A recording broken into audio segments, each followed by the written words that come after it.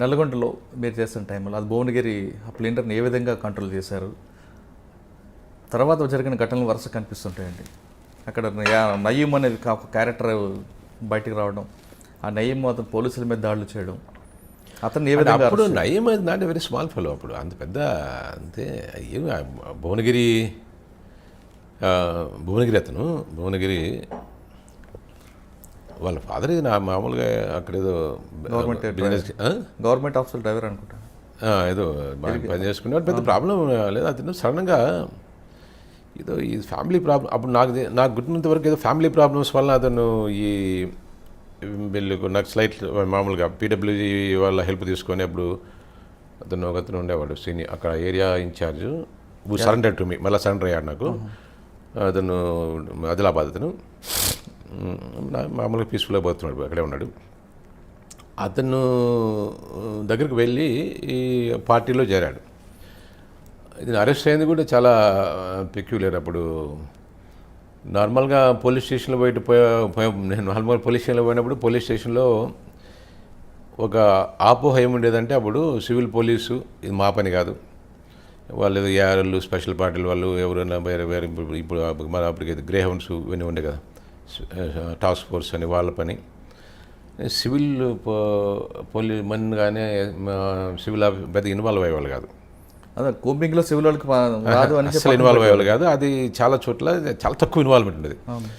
So పోయేటప్పుడు అక్కడక్కడ నేను పోయినప్పుడు చెప్పేవాళ్ళని పిలిచి మాట్లాడి కానిస్టేబుల్స్తో ఎవరు ఏం చేశారు, నువ్వేం చేసావు, ఎంత సర్వీస్ అయింది, ఎన్ని రివార్డ్స్ వచ్చాయి, ఏం పనిష్మెంట్స్ ఉన్నాయి అని ఒక చోట అట్లా మాట్లాడుతూ ఒక అతను అడిగా, ఏమయ్యా నువ్వు 22 ఏళ్ళు హెడ్ కానిస్టేబుల్ సర్వీస్ ఉంది, ఒక్క రివార్డ్ లేదు నీకు, 2-3 పనిష్మెంట్లు ఉన్నాయి, నువ్వు ఏ ఊరి మీదే అడిగా. చెప్తాడు పలానా ఊరు అని, అదే జిల్లా.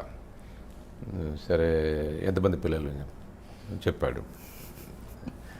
సరే చెప్తేమా నువ్వు మరి ఎప్పుడన్నా మీ పిల్లలు అడగరా, నువ్వు ఇంతకాలం నుంచి పనిచేస్తున్నావు 20 డిపార్ట్మెంట్లో 22 ఏళ్ళు, ఏం సాధించావు, చేసినవేమన్నా కొంచెం ఏమన్నా పట్టుకున్నావా, దొంగలనే పట్టుకున్నావా? మా నార్మల్ పిల్లలు క్యూరియాసిటీ ఎక్కువ కదా, క్యూరియాసిటీతో అడుగుతారు, క్లాస్మేట్స్ చెప్పుకోవడానికి కూడా అడుగుతుంటారు. అవునా నువ్వు ఎక్కడికి పని చేసావు, నువ్వు పట్టుకున్నావా? మామూలుగా చూస్తా సినిమాల్లో ఎక్కడెక్కడ చూసి అడుగుతారే మరి చెప్పడానికైనా ఏమైనా ఉన్నాయా అని.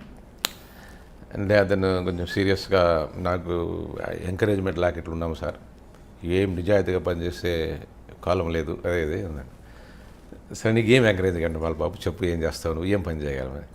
నన్ను స్పెషల్ పార్టీలో పెట్టి చూడండి సార్ అన్నాడు. సరే నువ్వు రేపటి నుంచో ఉండు,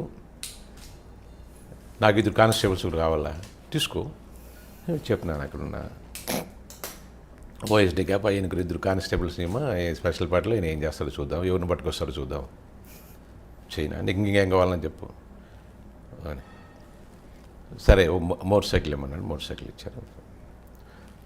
సడన్లీ అనుకోకుండా ఒకరోజు I got a phone call saying that ఈ నయీం అనే అతను అరెస్ట్ అయ్యాడు. ఎక్కడంటే ఈ తిరునాళ్ళు ఉంది కదా, యాదగిరిగుట్ట బ్రహ్మోత్సవాలు తిరునాళ్ళు అరెస్ట్ అయ్యాడు అని చెప్తే మేమంతా అక్కడ వెళ్ళాం. వెళ్తే ఇట్ వాజ్ రియల్లీ చాలా కాస్ట్లీ సీన్. ఏమైంది, ఇతను అక్కడ పోతానే జరిగింది ఏమంటే ఇక్కడ 2 కానిస్టేబుల్స్ ఇతను పోయారు. అక్కడ ఒక అతను నడుస్తూ కనపడ్డాడు మార్నింగ్. అంటే అప్పటికి వాంటెడ్ మీకు నయీం అండి, అప్పటికి వాంటెడ్ నయీం, అప్పటికి పార్టీలో ఉన్నాడు, వాంటెడే. సో కనబడితే ఇతను లోకల్ వాడు కదా, ఈ కానిస్టేబుల్స్ చెప్పారు ఇతను నయీం లాగా ఉన్నాడు, కానీ ఎట్లా మనం గుర్తుపట్టేది, దగ్గరికి పోతే పారిపోతాడు, లేకపోతే వాడు ఏదో కప్పుకో ఉన్నాడు చాలాగా ఎట్లా అని చెప్పి ఇతను ఒక ప్లాన్ వేసాడు. ఏమంటే ఇలా చెప్పాడు, కానిస్టేబుల్ అయితే మీరు చెరొక సైడ్ ఉండండి దగ్గరలో, అటు రాండి మీరు, నేను ఇక్కడ వస్తాను, టర్నింగ్ ఉంది అక్కడ పోయినప్పుడు జనం బాగున్నారు, నేను నయీం అని పిలుస్తా, వాడు వెనక్కి చూస్తే మీరు పట్టుకోండి అని. మంచి ప్లాన్ ఇది అని చెప్పాడు. సరే అని చెప్పి సర్ఫరోష్ సినిమాలో ఉందండి, సర్ఫరోష్ సినిమాలో సేమ్ సీన్ ఉంటుంది. ఇది ఎక్కడ ఐడియాస్ ఇట్లా వచ్చి కదా, సినిమాలో కూడా అన్ని ఐడియాస్ సినిమాలు చూసుకొని మనం చూసుకొని సినిమాలు వచ్చినవే కదా అని. ఈయనేం చేశాడు, పోయి దగ్గరగా పోయి నయీం అన్నాడు. వాడు వెనక్కి చూశాడు, చూస్తానే ఇటు ఇట్లా పట్టుకున్నాడు. 2 కానిస్టేబుల్స్ దగ్గరికి వచ్చారు. అతని దగ్గర 2 వెపన్, ఒక పక్కేమో వెపన్ ఉంది, ఒక పక్కేమో గ్రెనేడ్ ఉంది. ఫస్ట్ వెపన్ పైకి లాగాడు, ఇది ఇట్లా ఇట్లా లాగుతానే ఆ కానిస్టేబుల్ ఇక్కడ నుంచి వచ్చి పరిగెత్తి చేయి మీద కొట్టాడు, కొట్టి వెపన్ కింద పడిపోయింది. ఈ లెఫ్ట్ హ్యాండ్తో గ్రెనేడ్ తీశాడు, ఇక్కడ ఈ పక్క నుంచి ఇట్లా తీసి పిన్ను బీకేశాడు. పిన్ను బీకేసి అంత పారిపోయింది వేస్తున్నా అంత పారిపోయారు, జనాలు పారిపోయారు. ఈ ఇద్దరు కానిస్టేబుల్ కూడా దూరం వెళ్ళిపోయారు. కానీ ఇతను ఈ రామరెడ్డి వదిలిపెట్టలా, గట్టిగా పట్టుకున్నాడు. హెడ్ కానిస్టేబుల్ గట్టిగా పట్టుకొని నువ్వు నువ్వు వేస్తావు, నువ్వు చేస్తావు నేను చేస్తావు అన్నట్లుగా వదిలిపెట్టలేదు. అవకాశం వచ్చింది, వాడిని ప్రూవ్ చేసుకోవాలి కదా అనుకున్నాడు. ఏమో తెలియదు మరి, అతను వదిలిపెట్టలే. వాడు చాలా వాడు చెప్పాడు రెడ్డి నువ్వు పోతావు నేను పోతా, ఇది గ్రెనేడు నువ్వు మర్యాదగా వదిలిపెట్టు అని. సరేరా నీకు నా సంగతి తెలీదు, ఇట్లా ఆర్గ్యుమెంట్ కొంచెం దాదాపు ఒక 2 నిమిషాలు. వాడు ఏం చేశాడంటే తెలివిగా గ్రెనేడ్ తీశాడు కదా, పిన్ని బీగాలి కదా, ఇట్లా ఎనిక్కేశాడు. ఎనికేస్తే ఎవరు ఇంపాక్ట్ అంతా ఎవరికి వస్తుంది? హెడ్ కానిస్టేబుల్కి వస్తుంది కదా.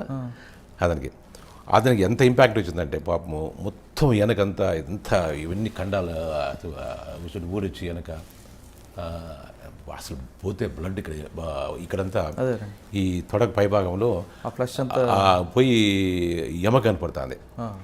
అయినా వదిలిపెట్టలే.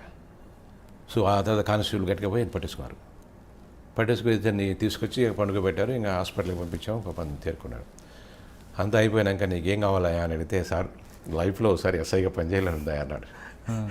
కోలుకున్నాక ఇస్తాను కోరుకున్నాక ఎస్ఐ అంటే మన ఎస్ఐ ఇవ్వలేడు కదా ఆ రోజుల్లో. యాక్సిలరీ ప్రమోషన్స్ అని ఇవన్నీ ఏమి లేవు. యాక్సిలరీ ప్రమోషన్ లేవు. ఆయన చనిపోయినా ఏమీ వచ్చేది కూడా కాదు ఆ రోజుల్లో పాపం. తర్వాత ఈ గవర్నమెంట్ చాలా స్కీమ్స్ వచ్చినాయి. తర్వాత కొంత ఇవన్నీ అప్పుడు ఏం లేవు, యాక్సిలరీ ప్రమోషన్లు ఏం లేవు. ఏం చేయాలా? సో అక్కడ ఒక పోలీస్ స్టేషన్లో ఇతను పెట్టి అక్కడ ఆ ఎస్ఐ పోస్ట్ ఖాళీగా పెట్టి ఇతను ఇన్ఛార్జ్ పెట్టాం కొంతకాలం. అట్లా మోటివేషన్ ఉన్నారు కాబట్టి మీరు మోటివేషన్ ఉంటే అట్లా పని చేసేవాళ్ళు. లేదనుకుంటే సివిల్లోనే అదే పొజిషన్లో అసలు అది అంతవరకు ఆ సర్వీస్లో ఒక రివార్డ్ లేదు అతనికి. హెడ్ కానిస్టేబుల్ లోకల్ మ్యాన్, అదే కొంచెం పౌరుషం ఉంది, కొంచెం ల్యాండ్ అక్కడ చిన్న ల్యాండ్, అంటే పెద్ద ల్యాండ్ లార్డ్ కాదు కానీ చిన్న ల్యాండెడ్ ప్రాపర్టీ కొద్దిగా ఉంది. సో అది గుర్తింపు అనేది ఒకసారి మనము గుర్తింపిస్తే అది చాలా ఇది వస్తుంది. ఇప్పుడు మీరు ఆర్మీలో చూశారు కదా, వాళ్ళు ఎందుకు ప్రాణాన్ని తెగించి పోరాడతారు అక్కడ? ఆ గుర్తింపు, మన దేశం మనం ఏకి రాకూడదు, ఆ పట్టుదల. Hello, this is Renu Desai. Please subscribe to iDream. Subscribe iDream. Please subscribe iDream. Please subscribe to iDream. For more videos, subscribe iDream. Hi, this is Revati Chaudhary. For more videos, please subscribe iDream. For more videos, please subscribe iDream. మీరందరూ కూడా iDream ఛానల్ని subscribe చేయాలని కోరుకుంటున్నాను. I'm Sucharita, Home Minister of Andhra Pradesh. For more videos, subscribe iDreams.